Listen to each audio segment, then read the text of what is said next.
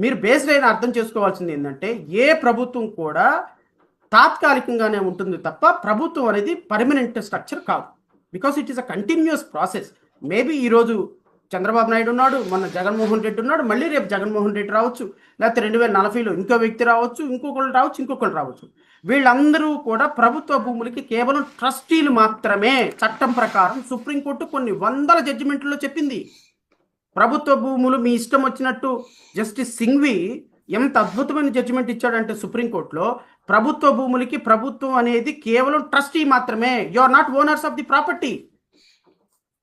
రాష్ట్రంలో ఉన్నటువంటి ప్రభుత్వ భూములు మీ ఇష్టం వచ్చినట్టు వందల వేల ఎకరాలు, వాడు వచ్చాడని ₹1,00,00,000 భూమి 10 లక్షల రూపాయలకి, 10 కోట్ల రూపాయలు విలువ చేసే భూమి 99 పైసలకి, లేకపోతే 100 కోట్ల రూపాయలు విలువ చేసే భూమి 99 పైసలకి ఇచ్చేసుకుంటా పోతే, రేపొద్దున ప్రభుత్వ భూమి లేకపోతే, నిరుపేదలకి ప్రభుత్వానికి దగ్గర భూమి లేకపోతే రేపొద్దున ఎవరిని అడుగుతారు మీరు?